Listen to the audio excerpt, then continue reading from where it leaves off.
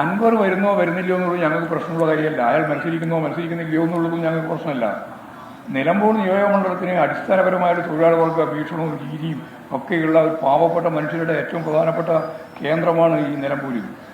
തൊഴിലാളികൾക്ക് വേണ്ടിയിട്ട് പോരാട്ടം നടത്തി അതിൻ്റെ ഫലമായിട്ട് മരിക്കേണ്ടി വന്ന രക്തസാക്ഷിയാവേണ്ടി വന്ന കുഞ്ഞാലിയുടെ നാടാണ് ഈ നിലമ്പൂർ. ആ നിലമ്പൂരിലെ അധ്വാനിക്കുന്നൊരു വർഗ്ഗമുണ്ട്, വലിയൊരു വിഭാഗം ജനങ്ങളുണ്ട്. മറ്റ് മണ്ഡലം പോലെയല്ല നിലമ്പൂർ. മലപ്പുറത്തെ തന്നെ മറ്റു മണ്ഡലം പോലെയല്ല നിലമ്പൂർ മണ്ഡലം. നല്ല രാഷ്ട്രീയ പോരാട്ടം നടത്തി പരിചയമുള്ള ഒരു മണ്ഡലം തന്നെയാണ്. അവിടെ പലതരത്തിലുള്ള പ്രശ്നങ്ങളും ഉപജാപക സംഘങ്ങളും സംവിധാനങ്ങളും എല്ലാം ഉപയോഗിച്ച് അവിടെ നടന്ന ഒരുപാട് കാര്യങ്ങളെ സംബന്ധിച്ചുള്ള വലിയ അഭിപ്രായ വ്യത്യാസവും സംഘർഷവും സംഘടനവും ഒക്കെ UDF-ൻ്റെ ഭാഗമായിട്ട് നിലകൊള്ളുന്നുണ്ട്. അതിൻ്റെ അകത്ത് ഒരു സംഘർഷം കൂടി ഈ അൻവറും കൂടി വന്നപ്പോൾ ആയിരുന്നു മാത്രമേ ഉള്ളൂ. അത്രേ കാണുള്ളൂ. ഞങ്ങൾ UDF ആയിട്ടാണ് മത്സരം. അതിനെന്താ വേറെ തർക്കമുള്ളത്? അവിടെ വേറെ പ്രധാനപ്പെട്ട വേറെ ഒരു മുന്നണിയില്ല. ഉള്ളത് LDF-ഉം UDF-ഉം തന്നെയാണ്. UDF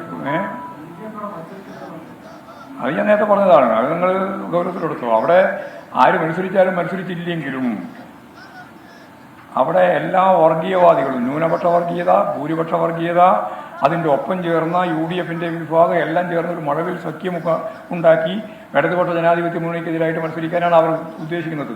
പക്ഷേ അതൊന്നും യഥാർത്ഥത്തിൽ ജനങ്ങളെ സ്വാധീനിക്കുന്ന ഒന്നായിട്ട് വരില്ല. അതാണ് കാര്യം.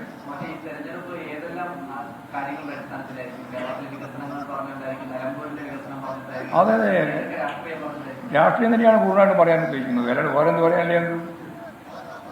രാഷ്ട്രീയം അല്ലാണ്ട് വേറെ എന്താണ് പറയാനുള്ളത്? രാഷ്ട്രീയം തന്നെയാണ്. കേരളത്തിൻ്റെ വികസനം എന്ന് പറയുന്നത് കേരള രാഷ്ട്രീയത്തിലെ ഏറ്റവും പ്രധാനപ്പെട്ട കാര്യമല്ലേ? കേരള വിരുദ്ധ നിലപാടാണല്ലോ UDF-ഉം BJP-യും ഒക്കെ എടുത്തുകൊണ്ടിരിക്കുന്നത്. ഒരു വികസനവും നടത്താൻ പാടില്ല എന്നാണല്ലോ അവർ സ്ഥിരമായിട്ട് ശരിയായ രാഷ്ട്രീയ കാഴ്ചപ്പാട് വെച്ചുകൊണ്ട് അവർ പറഞ്ഞുകൊണ്ടിരിക്കുന്നത്. എല്ലാ സ്ഥലത്തും അവരതല്ലേ പറഞ്ഞുകൊണ്ടിരിക്കുന്നത്. എല്ലാ വികസനത്തിനെതിരായിട്ടുള്ള സമരമല്ലേ കേരളത്തിൽ നടന്ന ഏക സമരം? വേറെ ഏത് സമര? അവർ നടത്തിയ എല്ലാ സമരത്തിൽ പരിശോധിച്ച് നോക്കിയ എല്ലാം തന്നെ കേരളത്തിൽ നടക്കുന്ന വികസന പ്രവർത്തനത്തിന് ഒരു തരത്തിലും അനുവദിക്കില്ല എന്ന നിലപാട് വെച്ചുകൊണ്ടല്ലേ സമരം നടത്തിയിട്ടുള്ളത്. വേറൊരു സമരം നടത്തിയിട്ടില്ലല്ലോ. ജനകീയ പ്രസ്ഥാനത്തിൻ്റെ ഭാഗമായിട്ട് എന്തെങ്കിലും സമരം UDF നടത്തിയോ? BJP നടത്തിയോ? ഇവിടെ ജനങ്ങളുടെ ജീവിതവുമായി ബന്ധപ്പെട്ട എല്ലാ പ്രശ്നങ്ങൾക്കും അടിസ്ഥാനപരമായിട്ടുള്ള പരിഹാരം കാണാൻ വേണ്ടി പോരാട്ടങ്ങൾ ഗവൺമെൻറ്റിൻ്റെ ഭാഗമായിട്ട് നിൽക്കുമ്പോഴും ഇടതുപക്ഷ ജനാധിപത്യ മുന്നണിയല്ലേ നടത്തിയത്? അതല്ലേ കേരളത്തിൻ്റെ വർഗീയവൽക്കരണവുമായി ബന്ധപ്പെട്ട പ്രശ്നത്തിൽ ഞങ്ങൾ അതിശക്തിയായ രീതിയിൽ പ്രതികരിച്ചത്, ഗവർണർമാരുടെ നിലപാട് ഉൾപ്പെടെ വെച്ചുകൊണ്ട്. കേരളത്തിന് കിട്ടേണ്ടുന്ന ആനുകൂല്യങ്ങൾ അല്ലെങ്കിൽ കിട്ടേണ്ടുന്ന നമ്മുടെ അവകാശപ്പെട്ട വിഹിതം അത് തരാതിരിക്കുമ്പോൾ അതിനെതിരായിട്ട് ശക്തിയായ പ്രക്ഷോഭവും പ്രസ്ഥാനങ്ങളും ഉണ്ടായി ഉൾപ്പെടുത്തിയത് ഞങ്ങളല്ലേ?